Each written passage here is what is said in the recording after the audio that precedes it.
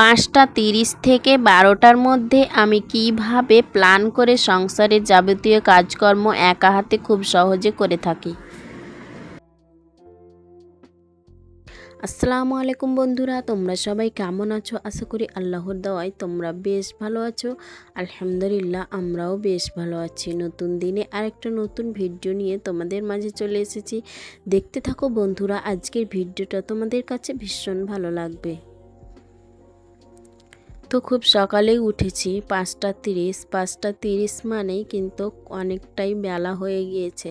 মানে আজকাল মনে হচ্ছে সকাল সকাল খুব রোদ, ঝলমলে রোদ উঠে, তো সেই কারণে মনে হচ্ছে অনেকটাই বেলা হয়ে গিয়েছে।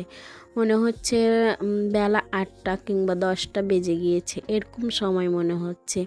5টার সময় উঠলো ওই রকমই মনে হয় যে খুব বেলা হয়ে গিয়েছে, কিন্তু না, ঘড়িতে কিন্তু 5:30 বাজছে। তো আমি উঠে, তো মানে মেয়ে তো আজকে উঠেনি, মেয়ে কিন্তু ঘুমিয়ে রয়েছে। সেই কারণে কিন্তু আমি কিছু কাপড় ছিল কালকের, তো সেই কাপড়গুলো কিন্তু ভাঁজ করে সুন্দর করে রেখে দিলাম। তারপরে কিন্তু বিছানা তো আজকে গুছাতে পারিনি, মেয়ে এখনও শুয়ে রয়েছে। তো বিছানা সেরকম খারাপ হয়ে নেই, কিন্তু বিছানা কিন্তু ওই রকমই আছে, শুধু একটু ঝাড়ঝাড়াটা করতে হতো বিছানাটা, তো তাহলেই কিন্তু হয়ে যেত। তো গরমকাল, তো সেই কারণে কিন্তু বিছানার মধ্যে মানে অনেক কিছুই থাকে না। আর ঠান্ডাকাল হলেই তো কম্বল, ল্যাপ, তারপরে মেয়ের কাঁথা কম্বল এইসব দিয়ে কিন্তু পুরো বিছানা কিন্তু জুড়ে থাকে, দেখতে খারাপ লাগে। তো সকাল সকাল কিন্তু খুব তাড়াতাড়ি করে গুছাতে হয়। তো এখন গরমকাল, তো বিছানার মধ্যে কিন্তু কিছুই থাকে না, শুধু বালিশ আর আমরাই শুয়ে থাকি। সেই রকম কিছুই কাঁথা কম্বল কিন্তু থাকে না। সে কারণে বিছানাটা কিন্তু দেরি করে একটু গোছালেও খারাপ লাগে না দেখতে। তো মেয়ে তো এখনও ঘুমিয়ে রয়েছে, সেই কারণে বিছানাতে হাত দিলাম না। এখন আমি কিছু কাপড় ছিল কালকের কাচা ধোয়া কাপড়, সেইগুলোই ভাঁজ করে নিলাম। তারপরেই কিন্তু আমি রুমটাকে ঝাড় দিয়ে নিচ্ছি। ঝাড়ঝাঁটা দিয়ে নিয়েই কিন্তু আমি রান্নাঘরে যাব। আজকে রান্নাঘরে গেলে কিন্তু আর এই রুমে আসতে পারবো না। মানে আজকে অনেক কিছুই কিন্তু কাজ করতে হবে। আর আজকে রয়েছে হাটবার, তো হাজব্যান্ড হাট থেকে আসবে, হাট গিয়েছে সকাল সকাল উঠে, তো হাট থেকে চলে আসবে। তারপরে কিন্তু আমি সব কাজ এক নিঃশ্বাসে আর একভাবে কিন্তু কাজগুলো শেষ করব। সেই কারণে এই রুমে হয়তো বা আর আসা হবে না, সেই কারণে কিন্তু আমি এখনই মোটামুটি করে গুছিয়ে নিলাম। তো অনলাইন থেকে কালকে কিন্তু ফ্লিপকার্ট থেকে একটা তেল, মানে বেবি তেল নিয়েছিলাম, তো ভার্জিন কোকোনাট অয়েল। তো এই তেলটা কিন্তু মানে আমি আমার বেবির জন্য ব্যবহার করি। তো আজকে কিন্তু এটা এসছে, মানে আমি অর্ডার করেছিলাম, এসছে। তো এটা আমার বোনের মেয়ের জন্য, সেই নিবে, তো আমি অর্ডার দিয়েছিলাম, তো এসে আছে। তো বোনের বাড়ি, মানে কখন যাবে তখন নিয়ে যাবে, তো সেই কারণে ওটাই কিন্তু আমি খুললাম, তো একটু তোমাদের মাঝেও শেয়ার করে নিলাম।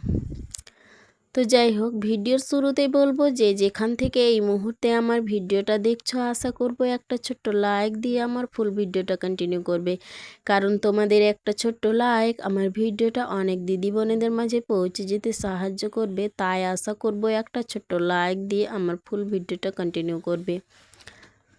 তো তো সত্যি কথা বলতে কি, সব বন্ধুরা মানে ভিডিও দেখে, ভিউ যে পরিমাণে আসে সেই পরিমাণে কিন্তু লাইক আসে না।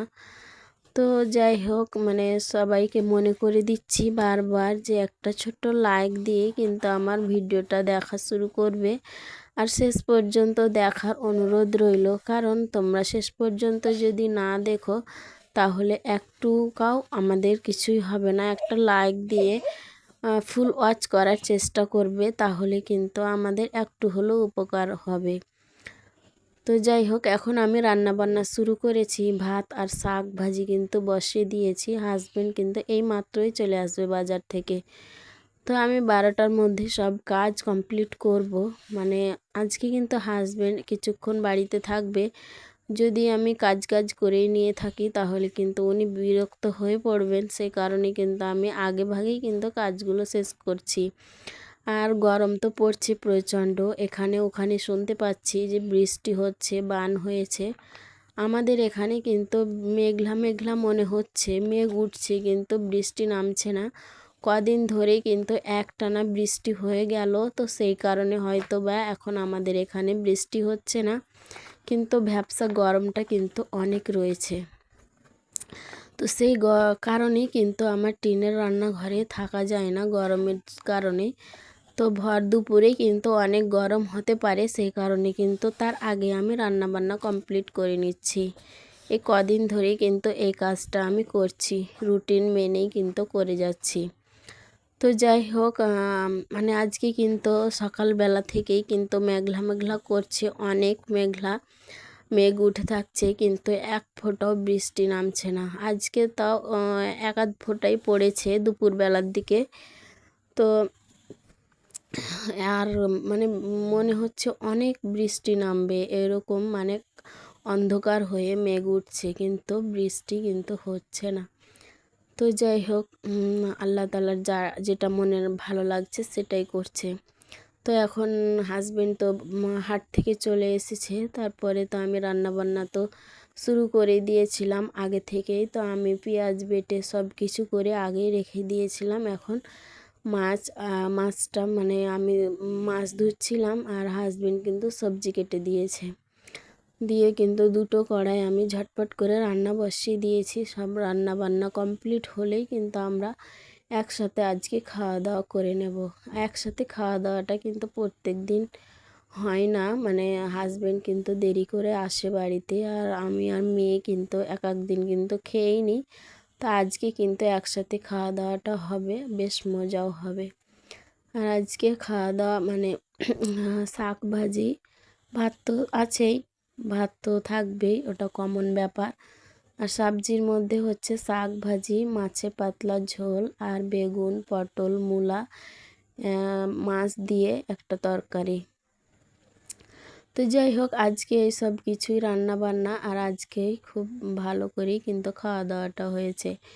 তো সবজিটা কিন্তু ভীষণ ভালো হয়েছিল, একদম বলতে পারো একবারে টেস্টি, ভীষণ টেস্টি খেতে হয়েছিল। কাঁচা লঙ্কা দিয়ে কিন্তু আজকে রান্না বান্না হচ্ছে, শুকনো গুঁড়ো মশলা দিয়ে কিন্তু রান্না বান্না করছি না আজকে, কিন্তু কদিন ধরেই কিন্তু কাঁচা লঙ্কা দিয়েই কিন্তু রান্না বান্নাটা করছি। তো ভীষণ খেতে ভালো লাগছে, কাঁচা মরিচ দিয়ে কিন্তু রান্না বান্নাটা কিন্তু ভীষণ টেস্টি মনে হচ্ছে। তো খুব ভালো লাগছে, তো ওইভাবে কিন্তু রান্নাবান্না করে নিচ্ছি। তো যাই হোক, আজকে এই সব কিছুই রান্নাবান্নাটা কিন্তু আমি তোমাদের মাঝে শেয়ার করলাম। তো ভালোভাবেই কিন্তু আজকে রান্নাবান্নাটা দেখিয়েছি। আর আজকে কিন্তু ছেলের কাছে পাঠিয়ে দিব সবজি আর মাছ দিয়ে। তো সেই কারণে কিন্তু মানে কিছু মাছ ভাজি করলাম, কিছু মানে ভাজি করলাম না, কারণ ছেলে তো মানে এমনি চাকা মাছগুলো খেতে পারে না, তো পেটিগুলো খায়, সেখানে কিন্তু কম কাটা থাকে, আর কাটা থাকলেও কিন্তু লম্বা কাটাটা থাকে বড়, তো ওটা মানে ফেলে কিন্তু খেতে পারে। আর একা একাই ওখানে খাবে, কিভাবে খাবে না খাবে, তো ওই পেটির মাছটাও কিন্তু খায়, মাছের পেটের মাছটা ওই অংশটুকু কিন্তু খায়। মেয়ে আর ছেলে, আর বাকিগুলো কিন্তু খেতে চায় না, জোর করলেও সে খায় না। আর মানে বেছে দিলেও কিন্তু বাড়িতে যদি আমি থাকি, বাড়িতে থাকে তাহলে বেছে দিই, তখন কিন্তু খায়। তো যাই হোক, আজকে ছেলেকেও কিন্তু মাছ পাঠিয়ে দেবো, সবজিও পাঠাবো। কালকেও দিয়ে এসেছি, আজকেও দিতে পাঠাবো। আর দেখা যাক, মানে উম, এই কয়দিনের মধ্যেই কিন্তু আবার ছেলেকে বাড়িতে নিয়ে আসবো, তারপরে কিন্তু আবার রাখতে যাব। তো যাই হোক, আজকে এই সব কিছুই রান্না বান্না হলো।